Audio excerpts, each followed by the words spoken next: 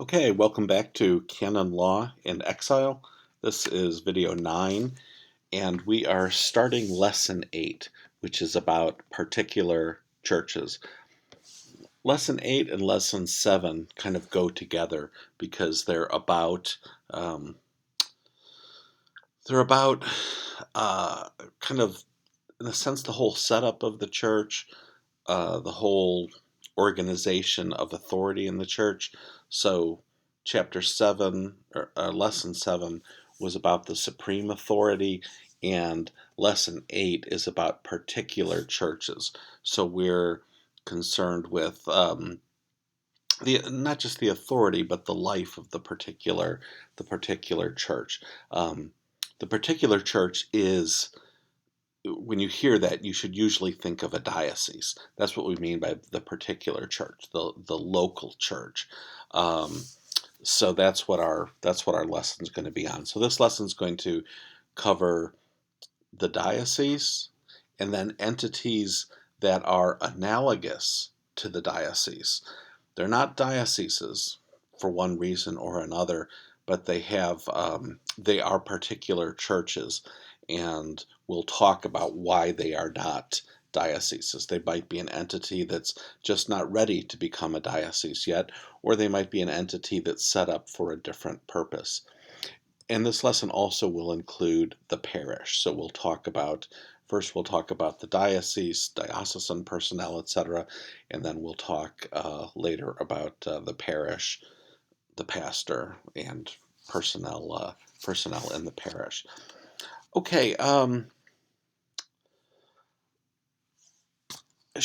we should start out by saying that we're going to run through several different entities, which you'll see at the beginning of the reading here for lesson 8, which begins on 136, and we're going to come across these various terms. And I think Woodall's treatment is pretty good because you read about them in the code and it's not always clear exactly what's meant, or more importantly for us, what the real differences are between them. So our kind of eyes can glaze over if we're not clear what the difference between a Vicariate Apostolic and an Apostolic Prefecture is. Okay, well, the first heading that we have in Woodall is called Particular Churches Equivalent to Dioceses. These are going to be things roughly on the same par as a diocese, and we'll discuss what their purposes are, but also why they are not dioceses. We're only going to discuss ones that I think have some importance to you. So there's a couple of the ones that Woodall discusses that we will not discuss. One is a territorial prelature. You can read about that in Woodall if you want to, but we won't be discussing that. That's the first one.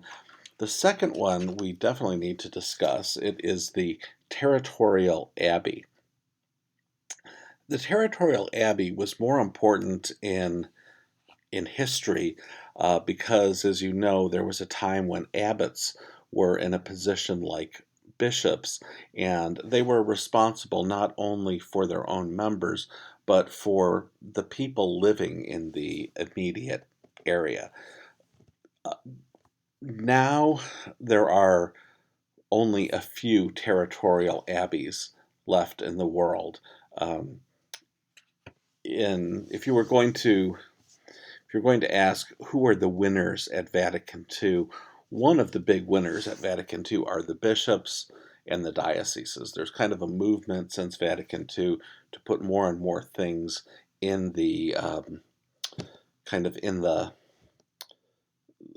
the whatever you'd call it, the pigeonhole of the diocese. So whereas there was a time when there were all kinds of territorial abbeys, now there are only, I believe, 11 left in the world. One reason it's important to us, though, is that our mother abbey, Einsiedeln, in Switzerland, or rather the Mother Abbey of St. Meinrad, is one of the remaining territorial abbeys left in the world, and two other famous Benedictine abbeys in Italy, Monte Cassino and Subiaco, are two that remain. If you're interested in this movement away from territorial abbeys, though, you could consider the famous Church of St. Paul's outside the walls in Rome, which some of you have probably visited. That used to be a territorial abbey, but since 2005, it has not been. So now it does not have its own territory. That territory belongs to the Diocese of Rome. Belmont Abbey here in the U.S. was a territorial abbey for part of North Carolina until the 1970s. So again, this is you see the movement that's happened since Vatican II. Needless to say, with a territorial abbey, the responsible authority is the abbot. What type of power does he have? Really like a bishop, he has ordinary, proper power. Ordinary power, his power comes from the office. Proper, he's not dependent on another authority.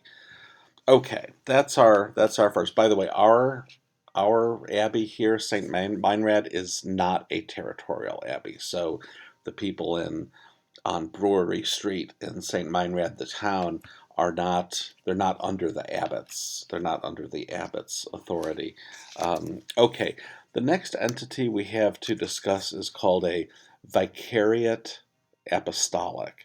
And this is discussed in Woodall on 137 and also in Canon 371.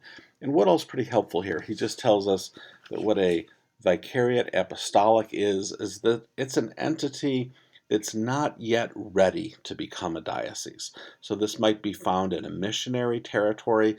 So why isn't it ready to become a diocese? Maybe there aren't enough priests.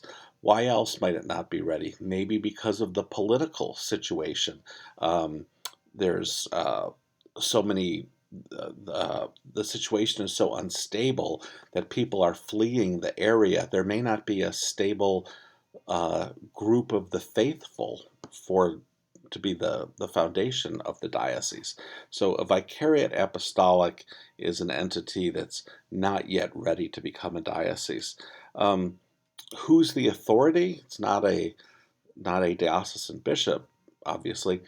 It is the Vicar Apostolic, and needless to say, you can tell from the word vicariate, he's a vicar. His authority is vicarious. It's not proper, it's vicarious.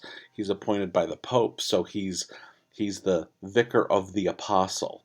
So he has ordinary power. He holds this office as Vicar Apostolic, but it's ordinary vicarious power. He depends on the Pope because he's the Pope's vicar. Okay, what's our next entity? This also is on 137, and it is an Apostolic Prefecture. Now, this is just one step further back. This is an entity that's, we said a Vicariate Apostolic was an entity that was not yet ready to become a diocese. Well, an Apostolic Prefecture is an entity that's not yet ready to become a Vicariate Apostolic. So instead of being one step away from becoming a diocese, it's 2 steps away. Okay, and who's the authority? Well, you can tell from the name. It's going to be the prefect. And does he have proper power or vicarious power? Well, we can't tell from the name like we could with the Vicar Apostolic, but from common sense, we know that this is, in a sense, a less mature entity than a Vicariate Apostolic, and if the Vicar Apostolic only has vicarious authority, it just stands to reason that the Apostolic Prefect also only has vicarious and not proper authority. Okay, what's our next entity? And this is one that Woodall calls the Apostolic Administration permanently established. Why does he say permanently established? Well, sometimes if there's a vacancy in a diocese, the Holy See, usually the appointment for the new for who's the administrator until there's a new bishop, usually that comes from within the diocese, either from the auxiliary bishop or from it really comes from the College of Consultors. Um, but uh, but so eventually you're going to have a diocesan administrator most of the time, uh, while you're waiting for a new bishop in your diocese. Sometimes, though, the Holy See appoints the administrator, and in that situation, he's an apostolic administrator, not a diocesan administrator, and he has a bit more authority in some areas. This is a different type of apostolic administration that Woodall is talking about, though. This is not just something where we're waiting for the new bishop to come and then we're going to have a diocesan bishop. Here, the apostolic administration is stable. It's not temporary. It's permanently established. What's the purpose? Woodall's not totally clear, and I don't think it's really Woodall's fault.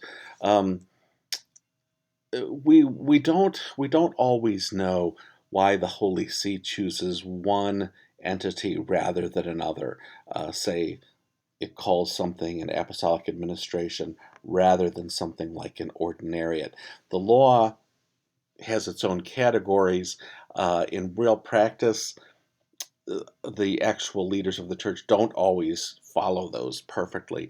The example Woodall gives is maybe we would have this type of entity if there were political reasons that suggested that it wasn't the time yet to establish a diocese. Sometimes some political authorities are hostile to the church establishing a diocese, so that could be what he's talking about. Or there's just some reason that the Holy See does not want to appoint a bishop to a vacant see. You may have seen in the last few years a very new apostolic administration established. Well, not actually. I shouldn't say it was. It's not that new. It's early 2000s. This was in Brazil. An apostolic administration was established in Campos, Brazil. It's called the Apostolic Administration of St. John Mary Vianney, and it was set up to reconcile traditionalists, essentially to reconcile followers of Marcel Lefebvre, and it was established in 2002. Who's the authority here? The administrator. It's usually going to be in the name, so he's the apostolic administrator. Does he have vicarious or proper authority? Vicarious. Okay, now we get to the diocese, and the central features of the diocese are ones that we're going to get from Vatican II, especially from the document on the bishops, which is called Christus Dominus, and section 11 of that document is the place to look. And in the code, the canon you look at is 369, which draws heavily on Christus Dominus, number 11. And here's the definition of a diocese. It is and Woodall has this on 138 where he diagrams this definition. A diocese is a portion of the people of God entrusted to a bishop with the cooperation of their presbyterian to be shepherded by him, by the bishop, such that, adhering to him, the bishop, and gathered by him through the gospel and through the Eucharist in the Holy Spirit, it constitutes a particular church in which there exists and operates the one holy Catholic and Apostolic Church of Christ. That is a very long definition, and it's probably going to be difficult to remember every single element of it. Woodall gives a streamlined version of it, but even Woodall's streamlined version is kind of a mouthful. What you should takeaway, though, are the three basic elements at the very beginning. What are they? A portion of the people of God. A portion of the people of God. The key elements of the diocese first are a portion of the people of God, and they're gathered under a bishop. This group of the people of God, it's entrusted to the bishop, and they are to be shepherded by him, by the bishop, together with the presbyterium. So the bishop and the presbyterium, the group of priests in the diocese, they are going to help the bishop shepherd the people. That would be enough. That would be enough to know as the kind of the key elements of the diocese. The other things, the Eucharist, the Holy Spirit, the Gospel, very important, but I think those stand to reason that needs to be part of the life of the church. So when you're really looking for your elements, I would focus on these three. And that also answers some of our previous questions about the different types of entities. Why aren't they a diocese? Well, maybe the people of God in this area are just too much in flux. They're too unstable because of political unrest, persecution, famine, something like that, so that we're just not ready. We're not sure if it's time to establish them as a diocese. Maybe we can't find a bishop, or just haven't found a bishop yet, and maybe we don't have enough priests. Okay, good. Woodall also makes a nice point on page 139. He says that the universal church and the particular church mutually abide in one another. That's a major theme of the chapter. Very important. It also goes together with what we talked about in our last lesson about both the collegial nature of authority in the church and the primatial nature, both the apostolic office and the patron office. We're having kind of more manifestations of, I think, the same theme come out here as we talk about the particular church, that the universal church and the particular church aren't at loggerheads with each other. They mutually abide in one another. Okay, so that the particular church is not submerged in the universal, but neither is the particular church just simply a pure democracy, or just an offshoot of the universal church. That it's a kind of a church in its own right, a particular church in its own right. Okay, our next section in Woodall is the bishop in the particular church, starting at page 140. This is where we started a big section of where we had you not read Woodall. And we'll talk a little bit about why you're not reading Woodall, but in preference to that section of Woodall, I asked you to read Canons 375 and 381. The problem is that Woodall mistakes the bishop's authority, what the bishop receives at ordination. He mistakes that with what the diocesan bishop receives when he receives his canonical mission. So if we look to Canon 381, we'll see what the diocesan bishop receives, and we talked about that last time in lesson 7 too. He receives ordinary, proper, and immediate power. What he needs to govern the diocese: ordinary, proper, and immediate power. But what does he receive just as a bishop? Let's say he's made not diocesan bishop, but auxiliary bishop. What does he receive? The answer to that is found in Canon 375. By ordination, what bishops receive are the offices of sanctifying, teaching, and ruling. That's what they're receiving with their ordination. And Woodall slightly mixes those things up. That's one reason, in addition just to kind of saving some space and giving you all a break on reading, why we did not read this section of Woodall. Okay, the next section we also skipped, but we're going to cover it briefly just between ourselves.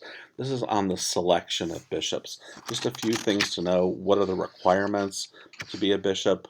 The canon to look at is 378. You must be at least 35 years old, and you must have been at least 5 years a priest. What else? You need to be outstanding in faith, morals, zeal for souls, wisdom, and prudence. You need to have a good reputation, and you need to have a doctorate or at least a licentiate in theology, scripture, or canon law, or probably some other fields too. I think church history, etc., would also qualify. How are bishops chosen? You should at least know who's involved in the choice of bishops. What happens is the bishops of each province, we'll talk in a little bit about what a province is, but in the U.S., most states are their own province. So Indiana is one province. There are, I think, 6 dioceses in Indiana. So those 6 dioceses would be one province. So the bishops of each province propose candidates to Rome every 3 years. What do I mean by Rome? The Congregation for Bishops. We talked last time, we talked about the Roman Curia, the all-important Congregation for Bishops. They're very important because they're much involved in choosing bishops. So what happens when there's a vacancy, either for a diocesan bishop or a coadjutor?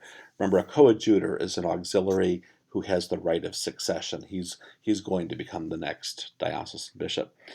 What happens is the nuncio in the country, or other papal legate, he prepares a list of 3 candidates. The list is called a terna. I meant to write that down. Terna is T-E-R-N-A, terna.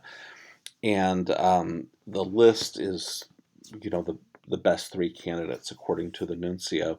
And the nuncio, he's going to get these candidates from the bishops in the province, from probably the former bishop of the place where the new bishop will be going, and others too. The College of Consultors for the diocese, a lot of different areas. Can even consult lay people if he believes that's called for. And what the nuncio will do is he'll propose this terna of 3 candidates, and it will go to Rome, again, to the Congregation for Bishops, and then the bishops will forward it to the Pope, and the Pope can either accept or reject one of these suggestions. He'll choose, or I believe the Congregation for Bishops makes a recommendation on who would be the best of the 3, and again, the Pope can accept the recommendation, or he can reject all of them, and occasionally he will reject all of them, and then obviously the process has to start over. So that's what there is to know about the selection of bishops. Canon 377 is really the key canon.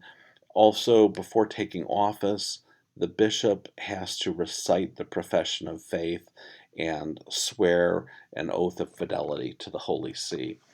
Okay, now we're coming to an area of Woodall that you did read, the responsibilities of the diocesan bishop. I'll just read a couple of them. You can see them in the text. Number 1, from Canon 384, the bishop has a particular responsibility to care for priests and defend their rights. Very nice to see that prominent in the canon and prominent in Woodall. He also is obliged to celebrate the Missa pro Populo, the Mass for the people, on Sundays and holy days. He's to celebrate one Mass really each weekend for the intentions of the people, for the good of the people. He's to preside at the Eucharist at the cathedral on major feasts. He is to protect against liturgical abuses. He is to do an ad limina visit to Rome every 5 years. He is to exercise vigilance over teaching and preaching. He's obliged to live in the diocese, and every 5 years, according to Canon 396, he is supposed to visit the whole diocese. Okay, resignation of the diocesan bishop. What the canon, which is 401, says is that at the age of 75, the diocesan bishop is urged to give his resignation. Usually they do. If they don't, there could be a bit of a small crisis, but usually it doesn't go on for too long. There's a heading in Woodall called the functions of other bishops. The only one that's really important that he lists there for our purposes is the coadjutor bishop, but we've already discussed what that is, the auxiliary with right of succession.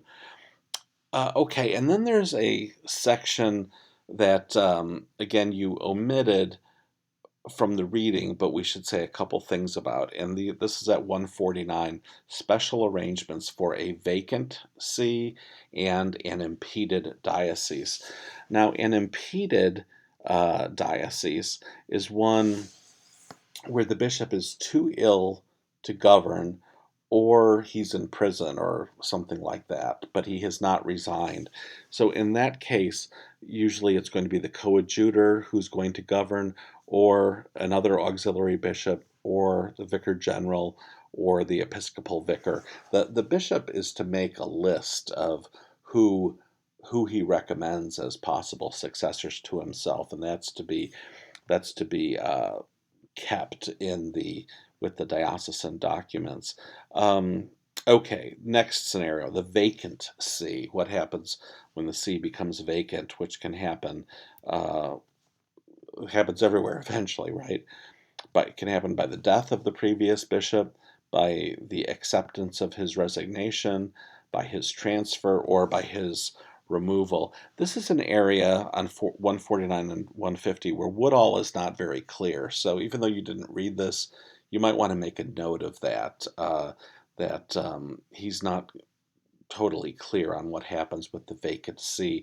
You really, if you're concerned with this, you really need to read the canons. What happens is, let's say the bishop has it's been announced that he's going to another diocese, but he hasn't gone yet. While he's there, the bishop, he becomes the diocesan administrator in his current diocese. He's no longer bishop, but he's diocesan administrator. Okay, that's fair enough. That's not going to look too different. What happens, though, when he does leave and he goes to his new diocese? Well, then there are a couple of different things could happen. If the see is vacant, the senior auxiliary bishop will govern for a short period.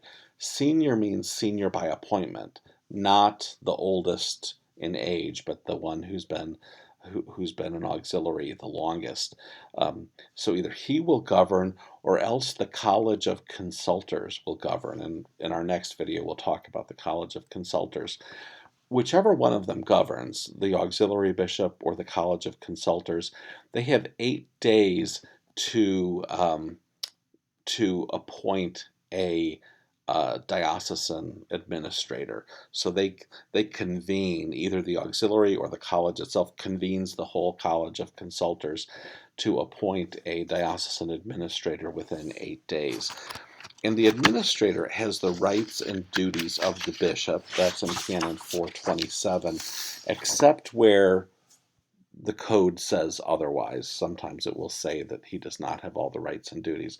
One key limitation on his authority, though, is Canon 428, which says that he cannot make innovations. The administrator cannot make innovations. That's all it says. It doesn't tell us what exactly is an innovation. We will find some examples in some other provisions, but it's a very important provision, but sometimes hard to tell whether a particular measure is or is not an innovation. Okay, our next heading in Woodall is groupings of dioceses. And again, you did not have to read this, but we'll just talk briefly about what some of these groupings are. The first one is the province, which we just talked about. The province is just essentially a group of dioceses. So the chief diocese in the province is called the metropolitan. Both the bishop, he's called the metropolitan archbishop, and it's also called the metropolitan see. So which diocese is that in Indiana? It's Indianapolis. So Indianapolis, the Diocese of Indianapolis, it's an archdiocese, and it is the metropolitan see. What are all the others? All the others, the other five, Evansville, Lafayette, etc., they are suffragan dioceses. So there's one metropolitan and the rest are suffragans. Both the bishops are suffragan bishops, suffragan compared to being metropolitan, and the see, the diocese, it's a suffragan diocese or suffragan see. So Indianapolis, Archbishop Thompson is the metropolitan archbishop. Indianapolis is the metropolitan see. Evansville is a suffragan see, and the bishop of Evansville is a suffragan bishop in the province of Indiana. Okay, just historically, the metropolitan had quite a bit of oversight over the suffragans. He still has a little bit, but not too much. What's interesting in this pontificate is that Pope Francis seems to be interested in strengthening the office of the metropolitan. So that's just something to watch out for, not watch out for as a caution, but just to watch for as an observation. Okay, our next grouping of dioceses is the Episcopal Conference. This starts on 151. Unfortunately, this is one of Woodall's worst places. We started out this lesson talking about some good things Woodall does. He's very clear on a lot of things. This is one of his biggest lapses. So you may want to put a big caution around this section in your book. Read the canons, because there's a lot of mistakes. This is not at all clear. What do you need to know about the Episcopal Conference? You need to know it's the group of all the bishops, usually in a specific country. A conference usually is coextensive with a country, with France or Italy or the U.S., etc. Not always, but that's the main division. Well, who has a deliberative vote? Deliberative versus consultative. Who has a vote? A real deciding vote, not just an advisory vote. Well, certainly diocesan bishops have a deliberative vote, the ones who are actually in charge of a diocese. But what about coadjutors and auxiliaries? Woodall makes mistakes here. Coadjutors have a deliberative vote, like a diocesan bishop. That's Canon 454. Auxiliary bishops, they do according to the statutes of the conference. So different conferences can do it different ways. In the U.S., auxiliary bishops also have a deliberative vote with some exceptions. If the vote is on a financial matter, then only diocesan bishops vote. Neither coadjutors nor auxiliaries vote. Also in the U.S., there are a lot of Eastern Catholic bishops in the U.S., and so they too are members of the U.S. Conference of Bishops, and they too have a deliberative vote.